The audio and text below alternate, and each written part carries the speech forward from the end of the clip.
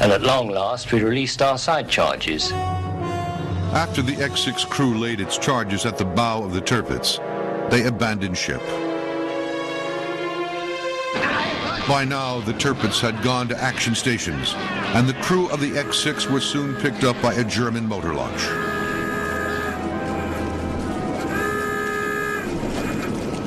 As we came up the gangway, I turned to Donald Cameron and said, "Do you think we should salute the quarterdeck in good naval tradition?" And he said yes, so we duly did.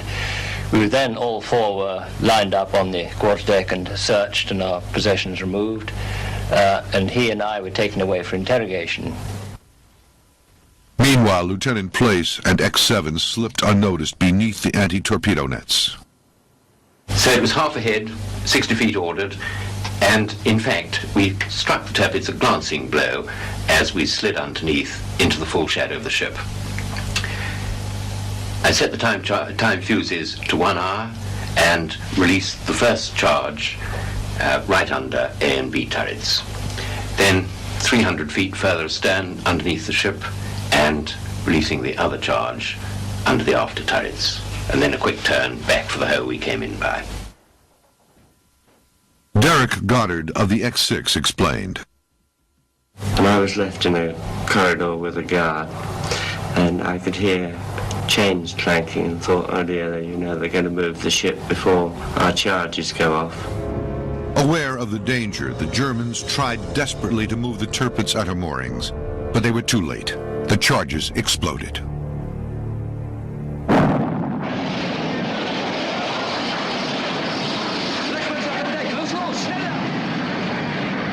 The foam extinguishers or foam main started to pour force foam onto my German captor, who didn't like this very much. He grabbed me by the neck, murmuring Schweinhund, and one thing another. I was thrown off my chair, all the lights went out. Shortly after, I was grabbed by the scruff of the neck and taken up onto the quarterdeck again, where there were a lot of very hostile Germans running in a state of panic. We then were lined up, the four of us, feeling, myself and I think the others, a tremendous sense of frustration that the ship was still afloat. At the time of the explosion, X7 was entangled in the anti-torpedo nets. The shock blew it free, but it sank soon afterwards. Only 2 of her crew survived. The third midget submarine, X5, was never seen again.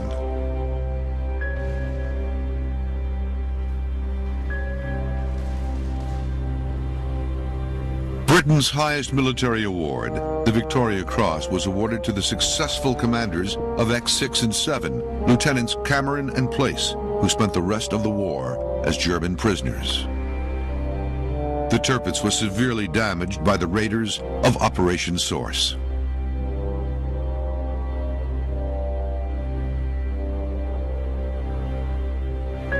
The raid gave a huge boost to British morale. It took the Germans over 6 months to repair the Tirpitz and get it operational again. By then, the Royal Navy had regrouped for another battle with the Tirpitz. The Kriegsmarine decided that it was too dangerous to tow the damaged Tirpitz to Germany for repairs and dry dock. They had to patch it up in Norway.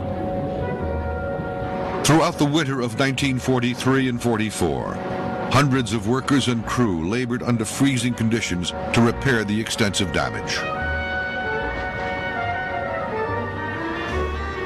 By mid-March, the Tirpitz was ready for sea trials, and by month's end, it was declared operational once more. The fjord watchers noted every move and reported to the British Admiralty. When the Royal Navy's home fleet set sail from Scapa Flow on March 30th, 1944, morale was high.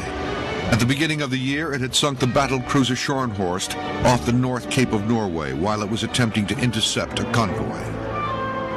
It was a formidable force of some 25 warships, including battleships, aircraft carriers, cruisers, and destroyers.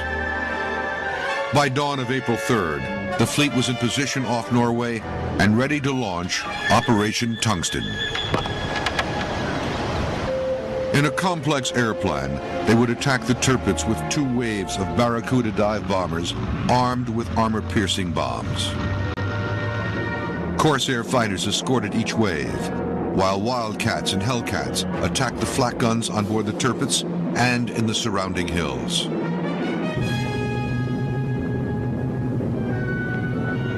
Ranking leader to formation. Target straight ahead. Deploy for attack. Attack, attack, attack.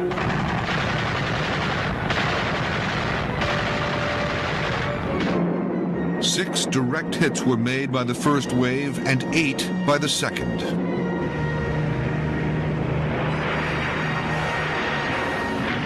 With minor losses, the Fleet Air Arm had inflicted heavy damage on the Tirpitz.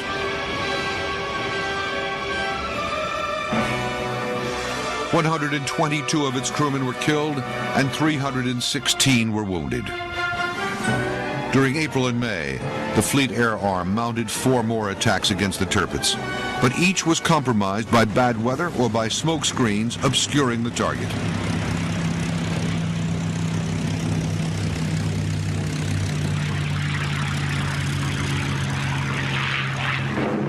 The Tirpitz was now able to deploy a smoke screen within 15 minutes.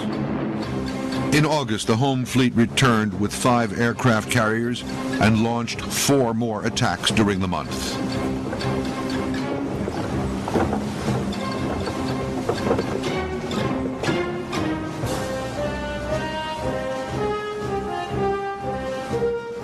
The attack on the afternoon of August 24th was very effective.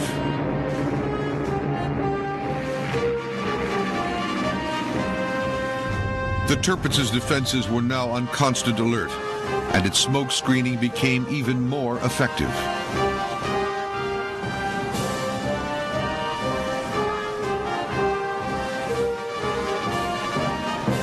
The British bombers achieved 2 hits, one with a 500-pound bomb, but it failed to penetrate the armor of the turret. The other, a 1,600-pound armor-piercing bomb, penetrated the bowels of the Tirpitz, but failed to explode. The Royal Navy's Fleet Air Arm lost only 2 aircraft on the mission. Once again, the Tirpitz was out of commission.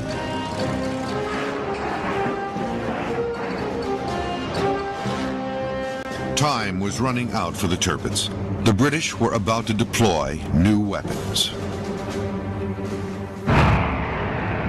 In May 1943, the Royal Air Force successfully attacked 3 major dams in Germany using a revolutionary new bomb. It was designed to skim across the water like a pebble and sink alongside its target before exploding. This bouncing bomb was modified for attacks against capital ships, such as the Tirpitz.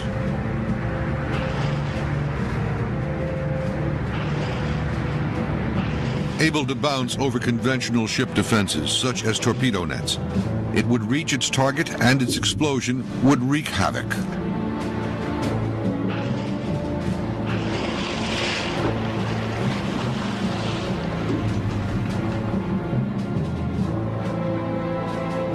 But as the bouncing bomb was being improved, its inventor, Barnes Wallis, developed an even more devastating weapon, the Tallboy bomb.